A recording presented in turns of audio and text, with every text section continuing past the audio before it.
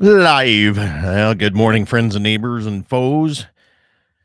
Let's see here. We have 12 minutes before we really get rolling here. So if you're watching this as a rerun, you can skip ahead until we start there.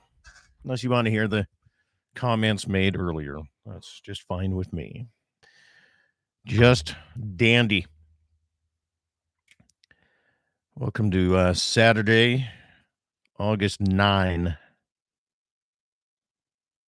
2025.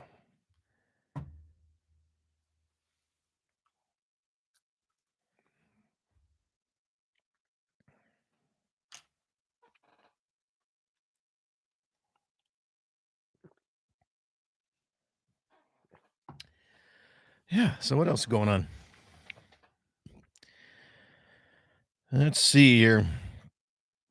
South Dakota antelope season deadline to apply here is coming up shortly. North Dakota's this past year. Good morning, Brian Water. Morning, Mike. Waylon, good morning. She's a little bit on the windy side today here at the ranch. And cooler, like 25 degrees cooler than it was yesterday. Actually, yeah, had to use a blanket last night. The old ranch house does not have air conditioning in the upper level, so she's a warm one in the summer. Mr. Bulgy, good morning.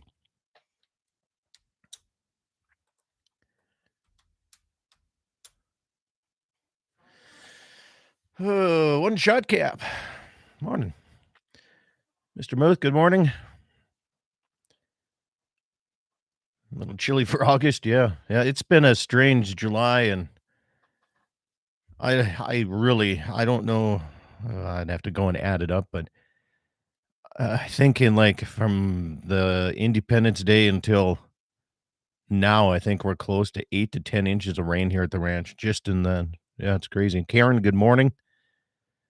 KOLY, good to have you along here this morning. Any bad storms? No. We got what was that Thursday evening? We got 4,500 inch rain and a little bit of wind, and I mean, it didn't cause any damage, not like it did up in the northern side of the state by any means. Morning from West Bend Campground. Eric, good morning. Tim, good morning. Any truth that Ruger is putting heavier barrels on the Mini 14 as to improve accuracy? I have not heard that. I will do a little research though. That would be a good idea. One of the reasons I sold my Mini 14 many, many years ago is, I just couldn't really reach out. I had one rifle. Can't remember what the heck it was. It had a red dot laser on it. And that thing was a prairie dog killing machine, especially towards sunset and early mornings. Can't remember what the heck that thing was. I bought it in Minot. I was going filled gas. There's a gas station way back before Minot grew so far south. There was a radio station was on the south side of town. Across the street there was a gas station, and I didn't realize that inside the gas station was a full gun shop and everything. And to my surprise, I went in there, and I think I was up there. I can't remember if I was broadcasting state wrestling or what it was, but yeah, I always think of the A team with the Mini 14. Yeah, yeah, no doubt. Yeah, no, I don't know. I guess I had a neighbor. We went deer hunting one year, and he used his Mini 14, and I don't think he had 150 yards. He couldn't hit the broadside of the barn, and I was like, well, enough of that. And when I lived in South Dakota, I needed some cash, and sold my AK. Sold that thing off, which I was okay with. Needed cash at the time. That whole adulting thing and paying your bills sometimes catches up with you. Like it will this fall. All right. Let's see here. Should we give Levi a call early? See how he's hooked up on the road.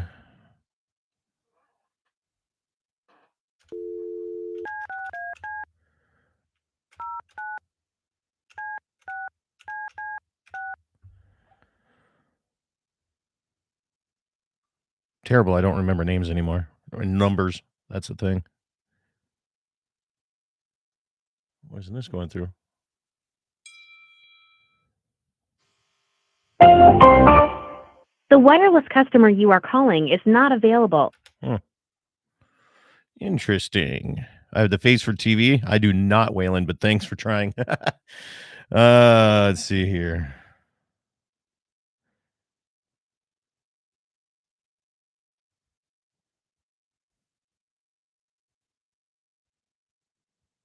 Maybe he blocked my number.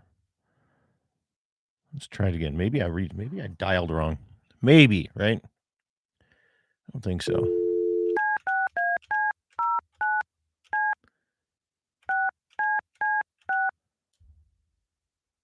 It's a number I've been texting this morning, and he's responding to that one.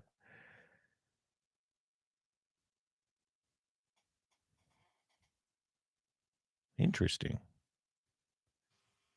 What the hell? What's going on here? What's the number? I'll call you. Okay. 888-932-5682. That way it's toll free for you, buddy. Which doesn't matter anymore, does it? All right. Is that you? Yep, this is Levi. The hell's going on with your phone? I don't know. I had somebody tell me that last night too, and my dad has issues getting a hold of me sometimes. I don't know what the heck. Did you put it on like silence everybody's calls or what? Mm-hmm. Like turn off notifications and all that good stuff like my wife does? No, it wasn't that. Oh well. We got you now. Perfect. Yeah. You're not coming over to the archery shoot in for the backcountry hunters one, are you? They put it on. It's not for them. Okay. Yeah, but they stations 7:01, 8:01 Central Time, 7:01 on mark. Yeah, I see that they're. It's funny because on the Montana radio station that I do the morning show for, it was a public service announcement as the backcountry hunters and whatever are putting on an archery hunt in the grasslands, but it didn't say where. That's it. I was like, why would you even put an advertisement out to do an archery shoot if you generalize it to the grasslands? So I didn't know what the heck was going on there. Yeah, it's the North Dakota Bow Hunters Association, their state championship or whatever. Okay. And then it's sponsored by the BHA. But I'm not competing in it. I just wanted to shoot it. I've never gone out there for the Badlands shoot, so yeah. Which is funny because every time I bring that up to people, they're like, "It's not run by them." Well, I know everybody has different feelings about it. I did it one year, years ago, probably 15 years ago. I did it. It was fun. I really like the fun part was, if you want to lose an arrow, the long distance shot. I think it was like 160 yards or whatever it was. That was a lot of fun trying that. Oh smokes! Yeah, I think there's 10 long range novelty shots, and then there's 25 or 30 other on 2 courses. So there's 60 targets total. Yeah. So a few dinosaurs that you get to shoot at. Oh wow! Yeah, I've never done it. I've done more 3D shoots this year than I ever have before. They do a league night on Thursdays in Bismarck, and I've been able to make it a couple times. And then I was invited to a private 3D tournament put on here in Mandan. That was kind of neat. Yeah, it's something we don't get a chance. And once you leave like an area where there's an archery center, like you guys have in Bismarck there, it's I mean, there's a few people that shoot archery around this area, there's no doubt, but we don't really get together to do it. I don't know, it's way more fun for me shooting 3D than just shooting a block. I agree. I can pick my spot better, and I just enjoy that a lot more. Yeah. But they are expensive. Those 3D targets are really expensive, especially especially the good ones. Yep. That's yeah. Wayne says he drew a Montana antelope tag, which is in one of the 700 units north of Yellowstone. So we'll go through a couple of that. He wants some tips for good areas. Well, he drew the wrong one. I actually talked to him when he got his application, because that just came out this week when he got his results. I thought he got a drew for a different unit, and I was excited because I was going to take him somewhere, but put him for the wrong one. I got no spots up there. Drop him off on the way. Yeah. One I did not draw. So. Oh, you didn't? Okay. No, I did not draw Montana antelope. I'd be very curious to see how the North Dakota antelope season goes this year. Yeah. I'd be very curious. I got an antelope on trail camera last night on the edge of a cornfield. That makes me really want the gratis tag. The last night we went up to Galva for supper and we came back, and my neighbor, the little field of alfalfa coming around up to my place, of the neighbors, I bet they're kicking themselves for not taking their bales off, because nobody in this area believes that it's going to rain after July 15th. Yeah. Their second cutting is incredible for this area. Wow. I mean, not East River incredible, but it's pretty damn nice, right? And last night, I bet there was, what did we count, like 27 bull elk, and the leader of the pack was a stud, man. He was nice. But they're going to get close here. They should start vocalizing here pretty quick. Yeah, I'm getting excited. I got a really sweet elk tag this fall, so. Yeah, man, are they spread out in this country anymore? They're all the way down to into Bowman County now. Really? Yeah, they're spreading like crazy. That just means the numbers are getting more, isn't it? Nobody wants to take. There's not enough pressure. Nobody wants to take a cow elk, and the people that do want it an easy task, and that's not possible sometimes. Stand by here, Levi. We're about 25 seconds away here, so stand by. I'm going to turn you down here. Stations, 20 seconds to show.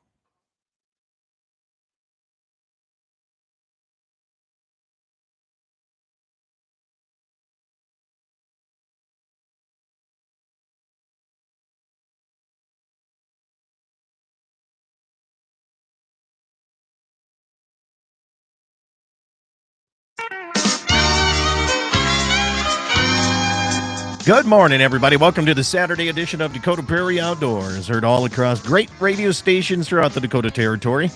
KGFX out in Pierce, South Dakota. KOLY Mobridge, the fishing capital right there. K-Fire 550 celebrating 100 years this year in radio business here. KCJB and Minot on 910. And, of course, the Western Edge, KLTC, along with the FM side. Good to have you along here this morning. Before we get going, you got to support your local fire departments. And this is the last weekend of the burgers, brats, and beer for the Amadon Fire Hall, conveniently located on Highway 85 and the smallest, I think it's the smallest county seat in the nation.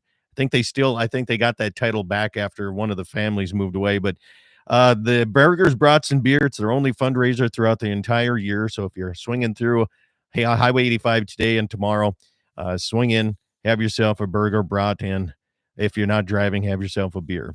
The Dakota Territory Gun Collectors Gun Show is coming up September 13th and 14th at the Event Center on Main Street, Mobridge. If you get in on admission, $10 gets you in there, but it also puts you in to win a Henry lever action rifle. Over 100 tables going to be there. Enjoy that. So a couple of events going on around our local areas. If you have any of those type of events, whether it's a nonprofit or if fire departments or any of that stuff, please feel free to send it my way. Well, it was a couple months ago, we were talking to Levi Nelson before he was headed over to Africa. Levi, you're back with us, back from Africa for quite a while now. You've been back, so we're going to talk about that. But first, the South Dakota side of things here. If you are looking at getting in on your pronghorn antelope, you have application deadline is August 12th. So I don't know. How many points did you have on the North Dakota side this year? I have 4 North Dakota points, and I applied for the gratis tag as well. So see, and I didn't put in for the general lottery. I forgot all about the change up in North Dakota, where they are doing lottery for landowner tags now. They're kind of doing like the elk season. You get a chance to get into a landowner lottery, and then I think that's going to change a lot of landowners' thought process on access, don't you? Oh yeah, I think getting access, especially out west, is really going to be difficult. Um, yeah, if they're not getting a tag, I don't think anybody's going to have access on there. And that was actually, as bad as it sounds, that's the reason why I applied for a gratis tag. I haven't applied for the last 4 years, for North Dakota antelope on our place because I was just letting other people hunt it. When people would draw tags, I'd take people out on our place, and after the stuff that the Game and Fish did, I was like, oh, I guess we're not doing that anymore. Yeah. So. Yeah, I was a little bit, I used to go down in archery in Harding County, South Dakota all the time. It was just a lot of fun, but life gets busy sometimes, right? I mean, you gotta make time to hunt, and you did, but but I try. you have to make time for that. But it seems like this adulting thing is getting is a little bit more busy now.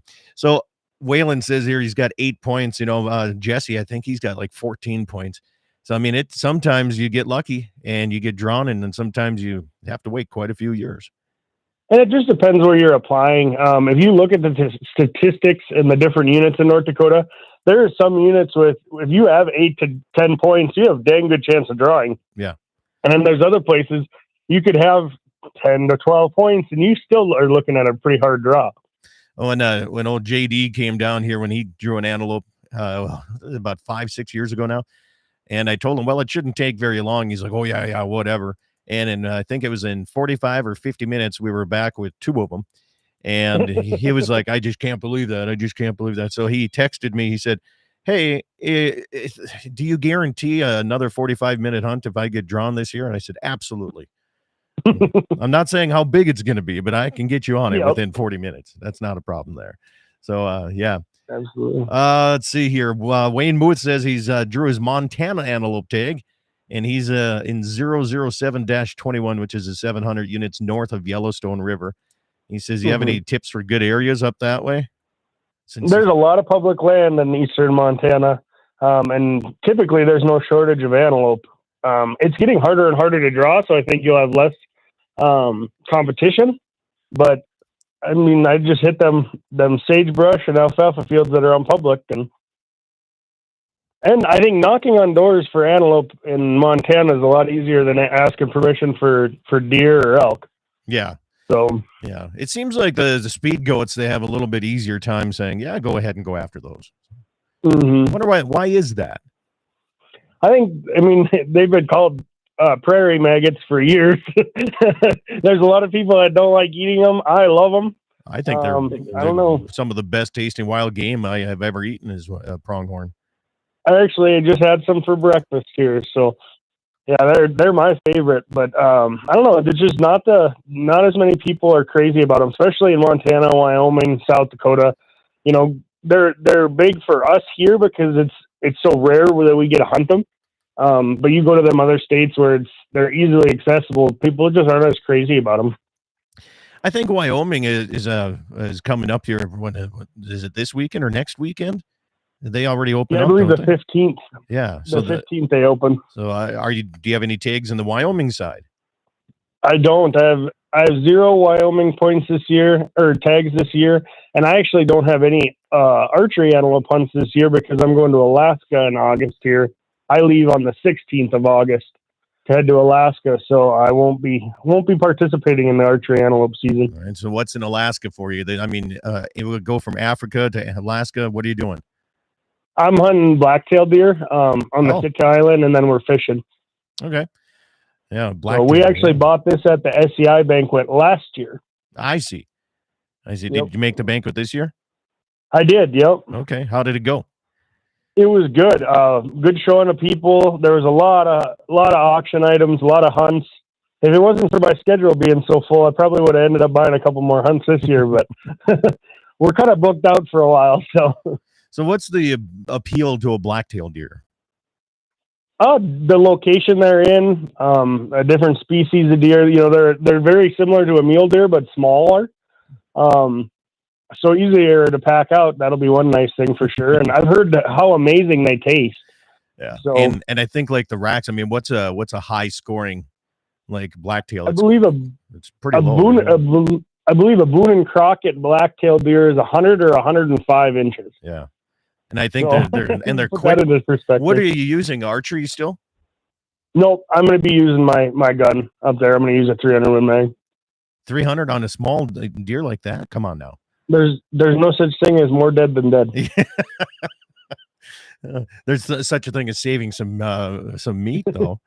If you hit them in the right spot, I won't have to worry. Oh, that's But great. I'm more comfortable with my 300 than my rest of my guns, so that's be able to shoot longer if I need to. And and then fishing for, I'm guessing, halibut, rockfish, halibut and rockfish, salmon. Get to do that. Yeah, I had a chance of doing that. I've never done that, so I did have a chance of doing that. That was about 5-6 years ago as well. But it's a lot of fun. There's no doubt. I mean, especially the rockfish, it seems like you just drop it down, and that's like they warm you up with that because they're so easy to catch. And then you got to find where the halibut are. But when you find them, it's amazing how fast those things come at you. But anyway, Levi, we're up against our first break. Levi Nelson's my guest. We're going to be talking about his trip that he went to Africa, what he shot, what he arrowed, how it all went, and if he'd ever do it again. It's all coming up your way. Dakota Prairie Outdoors, Saturday edition, all across the Dakota Territory. And don't forget, gun shows coming up, burgers, brats, and beer in Amadon for the today and again for tomorrow. We'll be back with more information after these messages.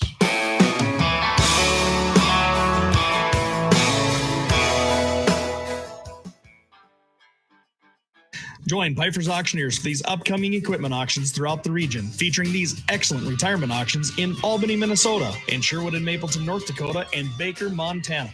Pfeiffer's will also be hosting our regional equipment auctions in Bowman, Steele, and Sioux Falls. These auctions are loaded with Tier 1 farm and construction equipment and offer something for everyone. Full details, updated inventory, and online bidding is available at Pfeiffer's.com. Pfeiffer's, celebrating 25 years of proven results. I'm Dale Falke with Dakota Community Bank and Trust, where local banking is as comfortable as your favorite pair of work boots. Step into our branches and experience a friendly atmosphere, personalized service, and financial expertise. Whether you're a hardworking farmer, a small business owner, or a local resident, we've got the banking solutions that you need. So kick off your boots and let us take care of your financial needs at Dakota Community Bank and Trust. At Dakota Community Bank and Trust, that's what we do. Equal housing lender. Bowman Livestock Marketing, serving the tri-state area for all of your livestock marketing needs. Eastern Montana, North Dakota, and South Dakota. You can be sure of great care for your cattle and top price at sale time. Call Austin Snook at 307-290-2161. That's 307-290-2161 for more information or just to talk cattle markets. You can also find them on Facebook and go to their website, BowmanLivestockMarketing.com. MoPro Guide Service, the best on Lake Oahe. Brent and his staff will give you the most enjoyable fishing experience, always having the latest in electronics, gear, and the most comfortable Lund boat on the water. Fish with somebody who lives in Mobridge, South Dakota, the heart of Lake Oahe. If you need a place to stay, the Morest Motel has newly updated rooms with free internet, a family-owned and operated business. Go to OaheWalleyes.com. That's OAHE Walleyes.com for the best fishing experience Lake Oahe has to offer. There's a reason you're seeing more Red Angus cattle in the country. Great mama cows, high weaning weights, and easy keepers. With a family that bases their entire operation on faith, honesty, and trust. You can see those values in their 30-plus years in the Red Angus breed. Schriefer Red Angus, the breed that generates a positive return on investment. SchrieferRedAngus.com. Western Frontier Insurance, agents that understand you, your needs, and the community. Whether you're looking for coverage on your farm, ranch, home, or auto, you can trust that Western Frontier Insurance will find you a combination of price and coverage that works for you. No fancy jingles, no talking boxes or talking animals, just good neighbors helping to keep you covered with price in mind. Western Frontier Insurance. Offices in Hazen, Washburn, Wilton, Bowman, and Hettinger. This portion of the program is brought to you by Freedom Repair. Whether it's a tractor, baler, your cutter, your combine, or air seeder, Freedom Repair comes to you and helps you get fixed up and back in the field. 19-plus years experience. Give Lucas Kelly a call at 701-440-1945. That's 701-440-1945. Freedom Repair, veteran owned and operated. Rockin' 7W has all the panels you need. Freestanding panels, windbreak panels, feeder panels, and the original protester panel. If you don't know what that is, it's a sort panel that makes sorting calves from a cow a breeze. You can do it in a fraction of time with just one person on foot or horseback. You can custom order sizes to fit your current operation, or you can start from scratch. Rockin' 7W also does trailer repair on any size trailers, mobile welding, and custom cattle hauling. Call Justin at Rockin' 7W at 701-206-1030. That's 701-206-1030. Rockin' 7W, the farmer and rancher's go-to guy. I'm Dale Paulke with Dakota Community Bank and Trust, where local banking is as comfortable as your favorite pair of work boots. Step into our branches and experience a friendly atmosphere, personalized service, and financial expertise. Whether you're a hardworking farmer, a small business owner, or a local resident, we've got the banking solutions that you need. So kick off your boots and let us take care of your financial needs at Dakota Community Bank and Trust. At Dakota Community Bank and Trust, that's what we do. Equal housing lender. Bowman Livestock Marketing, serving the tri-state area for all of your livestock marketing needs. Eastern Montana, North Dakota, and South Dakota. You can be sure of great care for your cattle and top price at sale time. Call Austin Snook at 307-290-2161. That's 307-290-2161 for more information or just to talk cattle markets. You can also find them on Facebook and go to their website, bowmanlivestockmarketing.com. On that road, but don't you worry, one day I'll settle down. And when that time comes, I hope you're still around. Welcome back, everybody. It's Dakota Prairie Outdoors Saturday edition. Good. Well, it's a windy Saturday morning here at the ranch. Good to have you along here on the network of radio stations that has supported me for over 20 years, and I appreciate it. Levi Nelson is my guest here. Just getting ready to head out to Alaska, but let's talk a little bit about we got to get a comment answered first for you, because you said you love taking your 300 with you. And the mayor of Mobridge asks, Levi, do they make human-sized guns and not cannons anymore? I don't know. I wouldn't go that route anyway. He's an old lever action guy anyway. He likes that. Speaking of old timing way of taking animals, you told me you were headed out archery equipment to Africa, and tell us a little bit about that. How was it, first and foremost, getting your archery equipment and everything in the flight? And was it Bismarck, Minneapolis over, or how did the flights work? So I flew over there. I went from Bismarck to Dallas to London to Johannesburg, South Africa. Okay. And I just took my bow case and a backpack, and that was, getting over there was absolutely easy as far as the gear was concerned. Just my bow case was a check bag, and means it wasn't a firearm, there really was no issues with it. Yeah. Picked it up when I got to the airport in Johannesburg, and off we went. What type of bow case do you run? Especially because we've all been on an airplane and looked outside and how they handle bags and how they handle this stuff. Mm-hmm. What case do you use?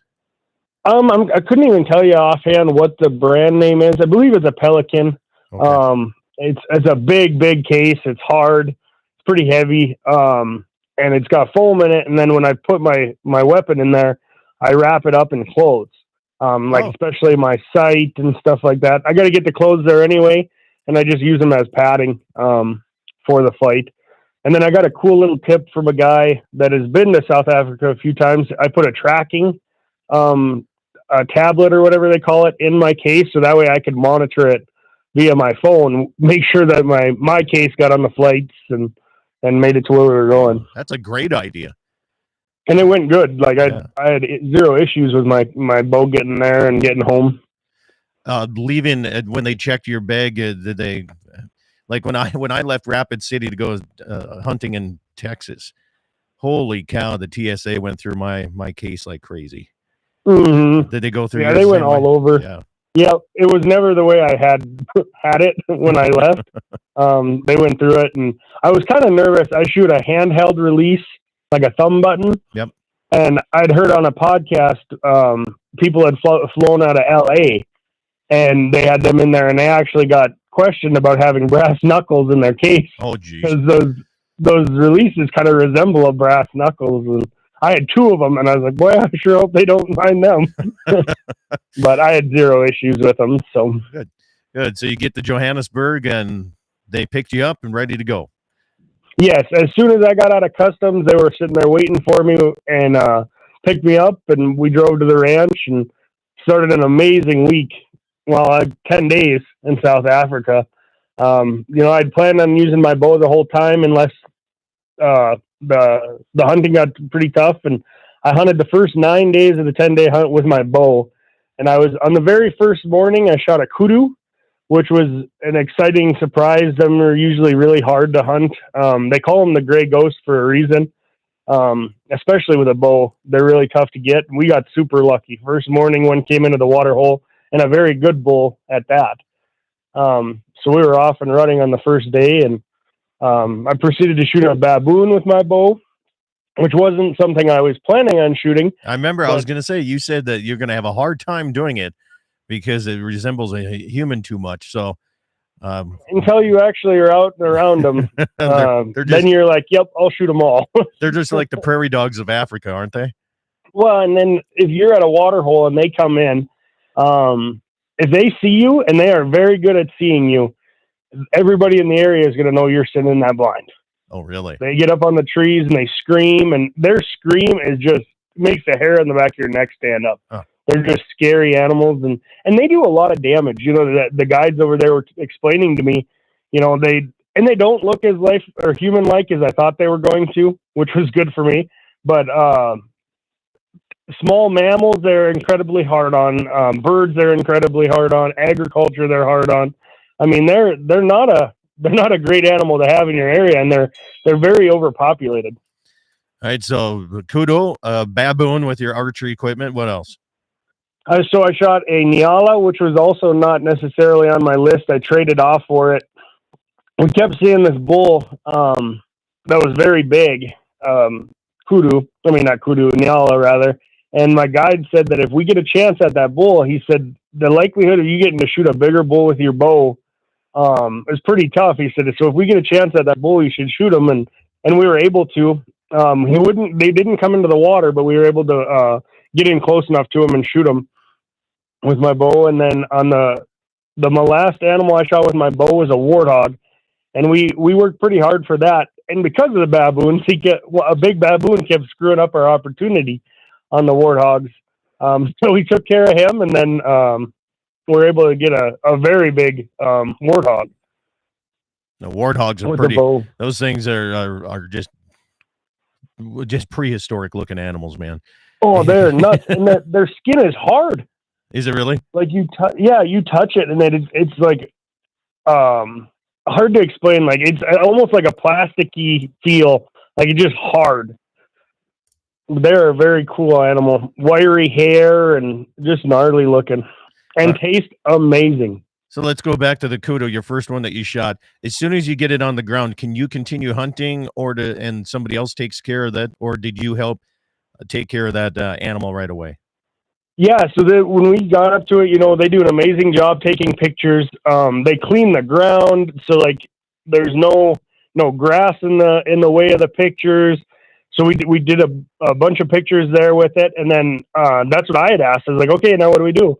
And they loaded it on the back of a pickup with winch system, and then we switched pickups, and then we went off to sit in another blind. And I was like, it's weird, not taking care of my own animals, not skinning, not gutting, doing my own stuff. And you don't touch a knife over there. I mean, they do everything for you, which is weird at first, but it gets to be pretty nice by the end. I suppose if you shoot a lot of animals and you have the opportunity, it's getting taken care of, and as well as I do, the faster you get it cooled down and cleaned up, the better it tastes. Did you get a chance to eat any of the kudu? Yep. So we ate everything we shot over there except baboon. They don't eat baboon. I did ask. We got to eat kudu, zebra, ostrich, nyala, impala, warthog, wildebeest. We actually had warthog bacon every morning, dang near, and that stuff was amazing. If I could ship back meat warthog bacon, and zebra would be definitely on my list. Really? I don't know if you've ever had horse. I have. I'm guessing a lot similar to zebra, maybe? Not even close. Really? I Wow. couldn't taste it. I could not taste the resemblance at all. And so when we'd eat the meat over there, they wouldn't tell you what it was until after you ate it. And I couldn't tell you what that steak was. It was amazing. I'm not going to lie to you, Scott. It was one of the best meats I've ever eaten in my life. And that was zebra. And that was zebra. I'll be darned. It's hard to explain the actual flavor of it, but the texture was so soft. Like, it was literally like people say, cut it with your fork. You could cut it with your fork. And I mean, just tremendous. Huh. And warthog, I'm guessing bacon is bacon, no matter which way you go about it. It was a thicker cut, and it was smoked, but it had a little more like a chewier texture than, say, our bacon. Okay. But the flavor was amazing. I mean, it was bacon. You know, I mean, you could definitely tell it was a pig, but it was very good. Okay. Well, I'll tell you, we got some questions coming in here. We'll get to those questions. And if you have any questions you'd like to call in or text, to text them is 701-425-6651. I'm live chatting also on my YouTube channel. And if you'd like to call in and ask in person, it's a toll-free number, 888-9-DAKOTA. That's 888-932-5682. If you have any questions or comments about anything, if you're thinking about going to Africa, or maybe you have your own story you'd like to share as well, we'll take those as well. We'll be back right after these messages on Dakota Prairie Outdoors Saturday edition.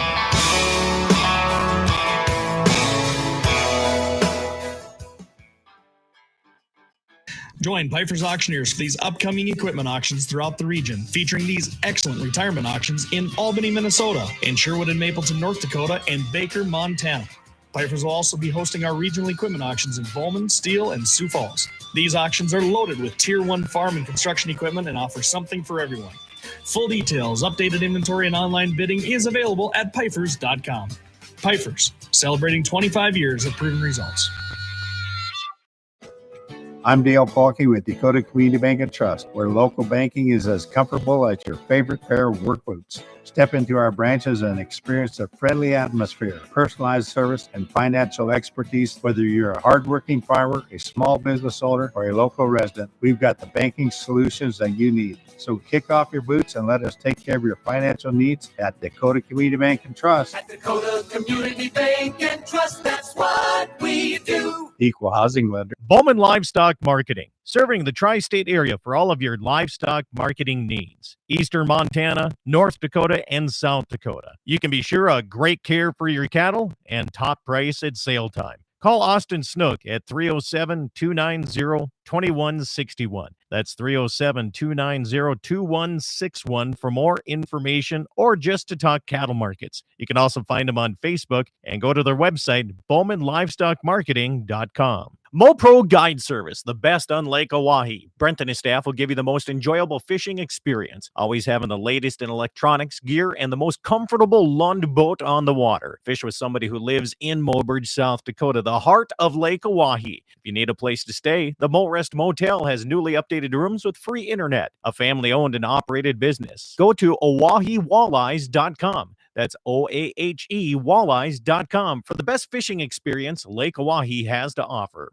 There's a reason you're seeing more Red Angus cattle in the country. Great mama cows, high weaning weights, and easy keepers. With a family that bases their entire operation on faith, honesty, and trust. You can see those values in their 30-plus years in the Red Angus breed. Schriefer Red Angus, the breed that generates a positive return on investment. SchrieferRedAngus.com. Western Frontier Insurance, agents that understand you, your needs, and the community. Whether you're looking for coverage on your farm, ranch, home, or auto, you can trust that Western Frontier Insurance will find you a combination of price and coverage that works for you. No fancy jingles, no talking boxes or talking animals, just good neighbors helping to keep you covered with price in mind. Western Frontier Insurance. Offices in Hazen, Washburn, Wilton, Bowman, and Hettinger. This portion of the program is brought to you by Freedom Repair. Whether it's your tractor, baler, your cutter, your combine, or air seeder, Freedom Repair comes to you and helps you get fixed up and back in the field. 19 plus years experience. Give Lucas Kelly a call at 701-440-1945.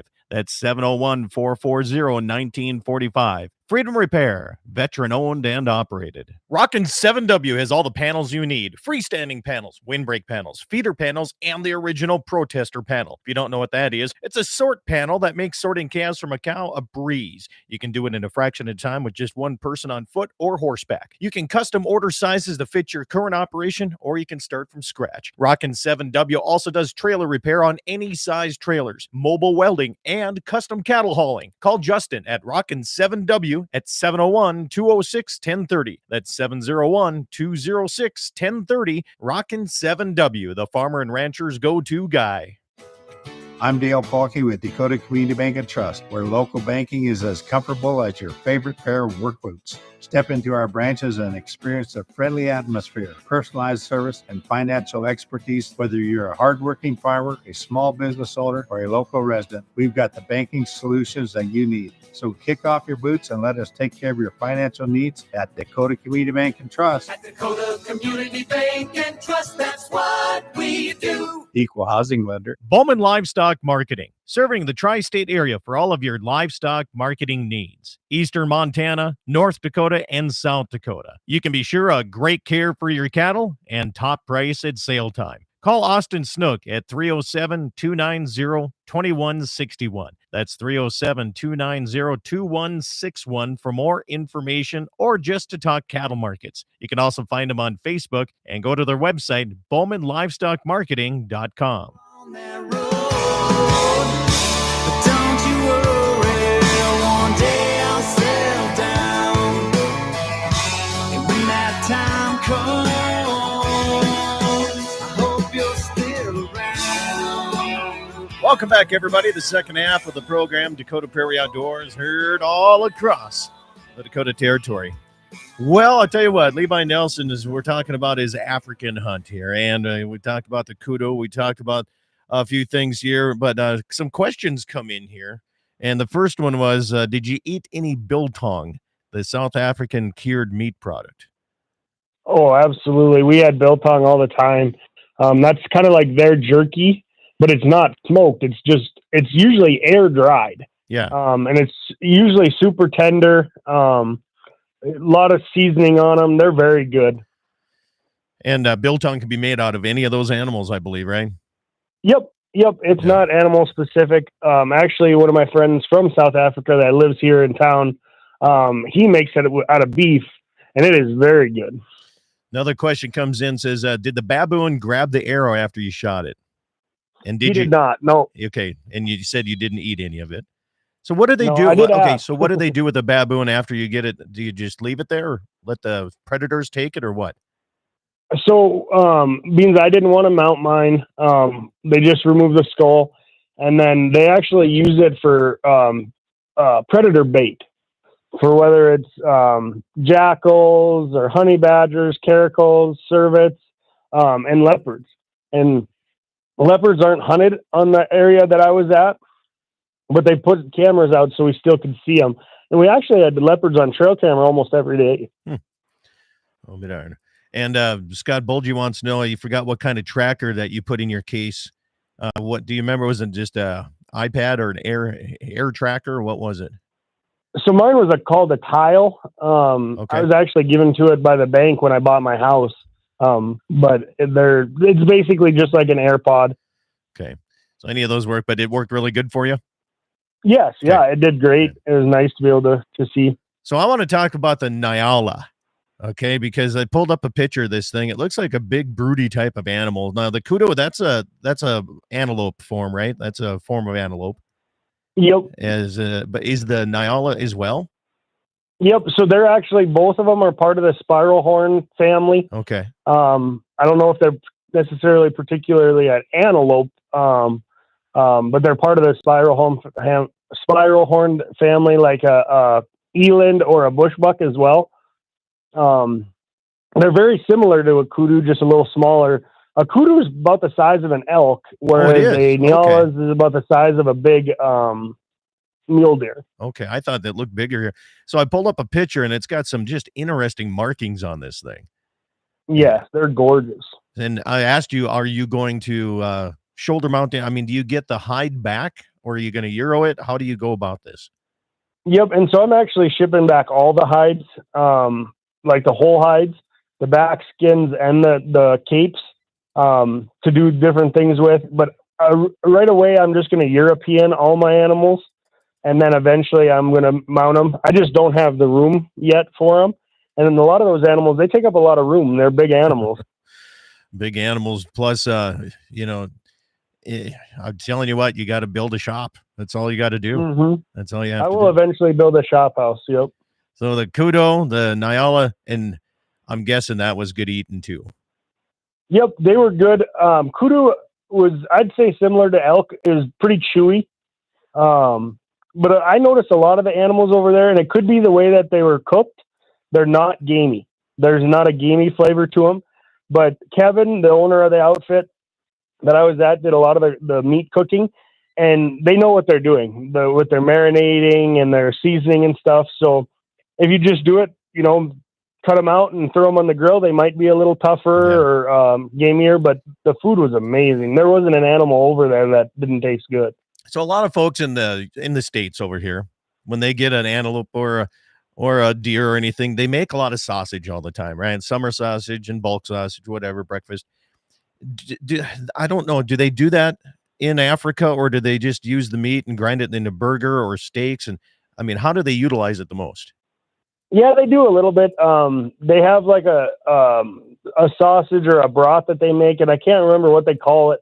They say that that's always what they eat watching rugby, and it's kind of like a broth. That was really good, but a lot of it was steaks and then like chopped up. You know, like it wasn't hamburger, but it would be like kind of like a Philly, like the steak on a Philly cheesesteak, like kind of like chopped up chislick or Chislick? steak tips or whatever you can call them. Yep. Yeah. It was kind of like that. That was really good. Yeah, they did a bunch of different ways, and it was all good. Yeah. But the steaks were tremendous. And what were the accompanying foods that went along with this? I mean, is it much different than the States or not? No, I mean, it's pretty similar whether you had like potatoes, or the only thing that was kind of different, they made like a grit that was different. They did a couple different ways, like they'd boil it or they'd fry it. That was different, both very good. But as far as like the sides and stuff, they were pretty similar to here. Okay. Meat and potatoes. That's all I worry about when I go to places. That's it. Yep. It's easy to do. All right. So one of the things said that you changed out for that Nyala, you switched something out to get it. What's that all about? And so on my package, you know, every animal over there has got a price tag. And so on my package, a Nyala, I could shoot a Nyala, Gemsbuck, or a black Impala on my package. And I had originally wanted to shoot a Gemsbuck. But what I've learned going over there is not necessarily to go over with a list, but go over with a budget. Right. What animals will fit into your budget. And especially if you plan to go over there multiple times, take the opportunities at the animals you get, especially if they're big animals. You know, there's so many different species over there, you know, take the chances that you have available. And that's what we did. But there was one animal on my list going over there that I wanted really, really, really bad. And that was a zebra. And going over there, I didn't understand how smart zebras were. And the very first day that we got dropped off at the blinds, there was 2 zebras sitting at the water. And then internally, I thought, boy, this is going to be pretty easy. We did not see another zebra until the last day when I decided, okay, let's pick up a gun and let's go after the zebras. And the guides even told me, they said, you know, it's not that easy. Just picking up a gun and going and trying to find them. It's not that easy. They're hard to find. And that morning we went out looking for the zebras, and we found a big group of wildebeest. And the wildebeest was on my list, but I wanted to shoot one with a bow. And after looking at the group, there was a giant bull in the group. And it didn't take long for me to visit with the guide, for the guide to say, you need to shoot that wildebeest bull. He said, if you don't, please give me the gun. I will use it. That is a big bull. And so we ended up shooting that bull wildebeest, and he was incredible, a giant bull. And they call them a poor man's buffalo, and I fit that bill. You know, I'm a poor man, and he was my buffalo for that day. And they're incredible animals. They're a lot bigger than I thought, and they're gorgeous. These were blue wildebeest, so they're like kind of a blue in color with black stripes. They're gorgeous animals. Well, when we shot that and we took it to the skinning shed, and when we were coming back, we actually found where the zebras had crossed over the road over our tracks. And so we knew the tracks were fresh. So we parked the vehicle with gun in hand, and of course, 300 Win Mag, the Lord's caliber. We went after them. Okay. And we tracked the zebras into some really thick brush, and were able to find the group, and they were actually with some wildebeest. And that's one of the things that really blew my mind over there, is how incredibly good these guys are at tracking. Because I was looking at the tracks and I couldn't tell what was what. But they could tell that there was a couple zebra with the wildebeest behind them. And so we got into the thick cover, and actually we heard ox pickers first, which is a type of bird that like to live on like kudu and buffalo and wildebeest. And we could hear them ox pickers. So he knew that them wildebeest were close. And then we started kind of glassing and walking through, and our tracker, who didn't even have binoculars, was able to spot the zebras in the brush.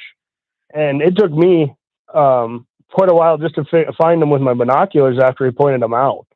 But we sat and we waited for about an hour until we got a clean shot, and I was able to take a zebra with a rifle. And that was my number one animal going over there. That's awesome. And like I said, they're incredibly difficult to hunt. They're super smart, always turned on, and absolutely gorgeous animals. So how many people are with you when you're going after and tracking something like a zebra down? So typically you're going to have your PH, your guide, professional hunter. And then when we were gun hunting, we did have the tracker involved. You know, he was going with us. And then I had hired a camera guy as well to capture it. So there was 4 of us. Okay. And the camera guy that you hired from over there? Yes. Yep. Okay. He lives in South Africa. And he was actually a young man. He's 22 years old, working in the hunting industry over there, filming hunts. And he was amazing. He did an incredible job. And I'm guessing this outfitter that you used gets to use part of that as their advertising as well. Yep. And so they actually helped me pay for the camera guy, because then we can use that to sell hunts. Yeah. All right. So I know you wanted to use archery on a lot of this, but so what you're saying is, did you have to take a rifle or did you use one of theirs? So I used one of theirs, okay. But I will be going back. I actually picked out my dates before I even left to return. And I'm going to take my bow and my gun when I go back. I had always envisioned bow hunting Africa, and bow hunting Africa was amazing, but I couldn't believe how fun gun hunting it was as well. Yeah. And I thought it was going to be a lot easier, and it was obviously easier than using a bow, but it's still not easy. And I think that's what kind of intrigued me more, was how difficult those animals are still to hunt. So is it like a lot of brush and cover, or was it more open and or a mixture of everything? It was very thick. A lot of brush, a lot of trees. The area we were in the Limpopo province had a lot of mountains in that area. It wasn't exactly what I expected going into it, because it's not wide open. It's not like the Sahara, kind of like I expected, or the savannah rather. I mean, it was very thick, and hunting those water holes is very productive for bow hunting. Typically, this year going over there is a very wet year, and so the animals did not have to come to water. Yeah. And typically in the winter over there, it's very dry. And so making, sitting water a little more productive than it was, but we were still able to shoot 4 animals, in 9 days, with a bow, which is, compared to anywhere else, that's pretty dang good. Yeah, absolutely. So if a first timer or anything that I really, really want to use archery, but take a rifle anyway. Right. I mean, well, I would. Why not? If you're already paying for those animals, why not take a few if you have to, right? And it's a little bit more of a headache flying over there with a gun. You have to have the right paperwork. You have to pick it up from the police department when you get there. But I don't like using other people's weapons.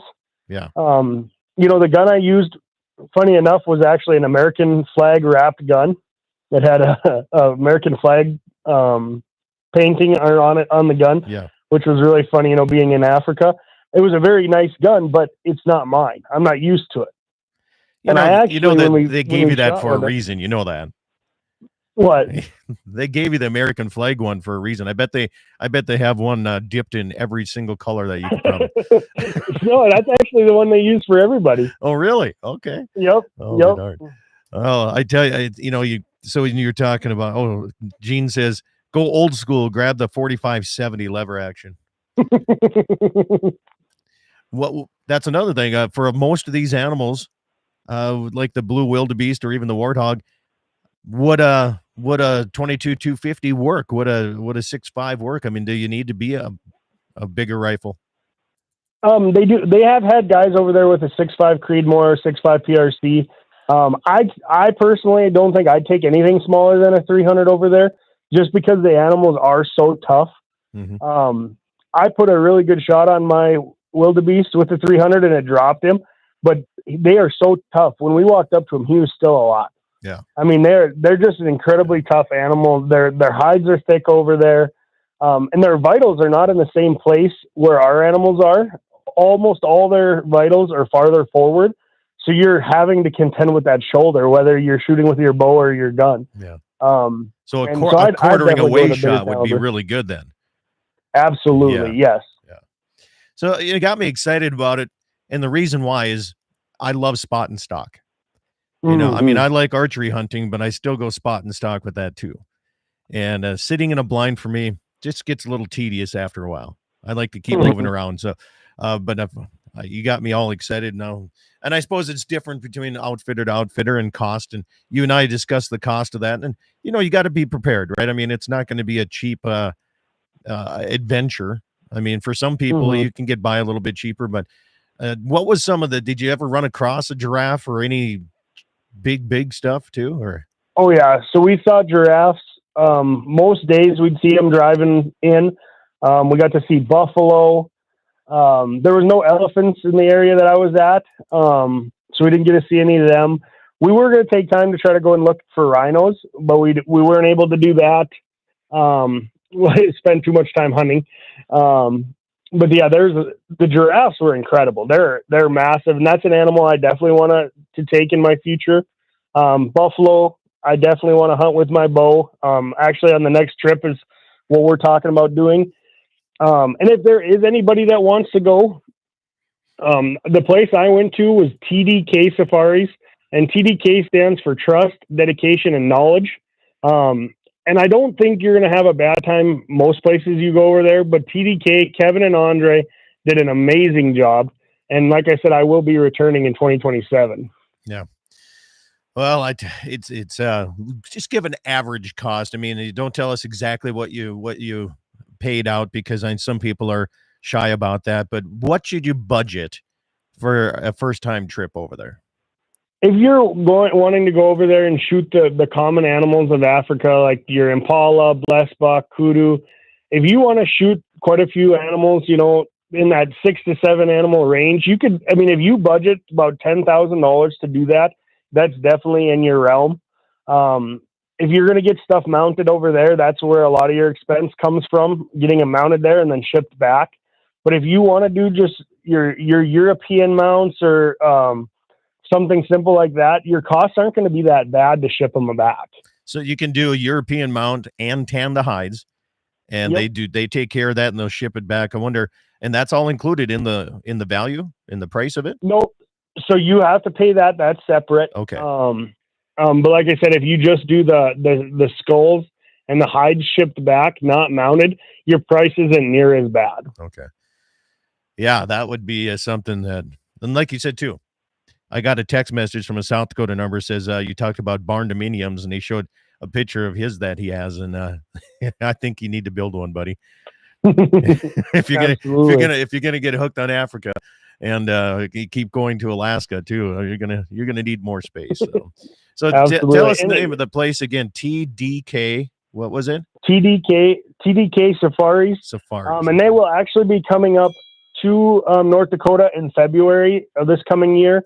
We're gonna do a viewing of the film that we made over there, and then anybody can ask questions and look into booking this hunt.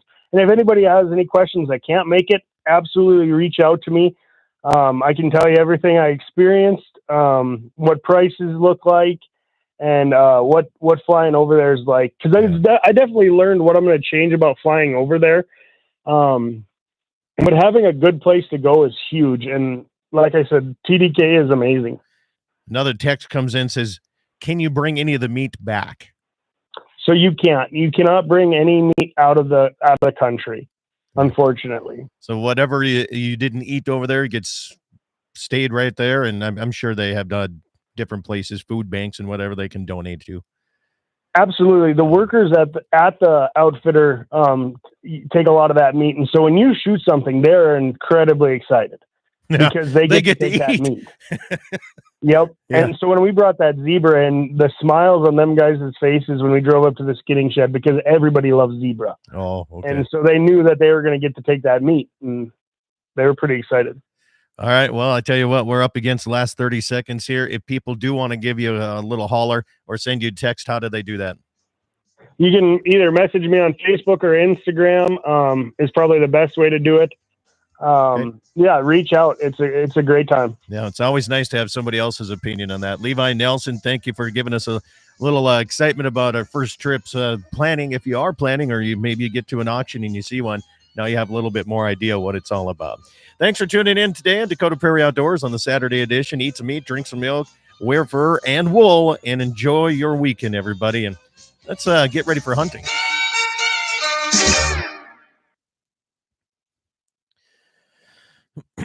All right, stations, thank you guys. Levi, we are still on YouTube here. Hopefully the stations got us cut out here, but yeah. It's like less than 20 days before season opens up here for a lot of things. Yeah, it's coming fast. I leave Friday. Hold on here. Waylon has a question. He says, Levi, did you use Tyler Newt for the booking through TACO? I did not. No, not for Africa. For Alaska, they had put up the hunt for that blacktail hunt. And so we did book through him for that after we bought that hunt. So yeah, I did use Tyler for that. So many people doing it. It's it's important to be able to find the right person, right? I mean, yeah, and you gotta trust the people that you're working with. Yep. It's such a new experience, and I mean, I'll be able to tell you more when I get back from Alaska how it went. Yeah. I didn't do any hunting in Alaska. We just did the fishing side of things, and they were very, very professional. So I don't think there's so many people that do the fishing side of things up there. The hunting, on the other hand, it's pretty interesting. Yeah, and we actually booked another hunt through Tyler for next year. We're going up for moose and caribou. Excellent. And that's a different kind of deal. That's a drop plane, and then we're floating. Caribou would be one of my on my list. I don't know what it is about that animal. And red stag. If you want to do caribou, I'd be looking at doing it before too long, because their numbers are not doing well. Really? Yeah. I'll probably just try to see if I can make a living down here. We can need a couple more years of these cattle prices like this, then I might be able to do her. Absolutely. They're looking good for this year. Yeah, so far so good. So, hey man, I have to go over to Montana and help precondition some cattle this morning, so I'm gonna let you go. Sounds good, man. We're gonna head west as well. So okay, catch you later, man. Thanks. Yep, you bet. Bye. All right, stations, YouTubers, thank you for coming on here and having a little fun with me this morning. I got to get on the road here, so see ya. Thanks, Waylon. Appreciate it, man.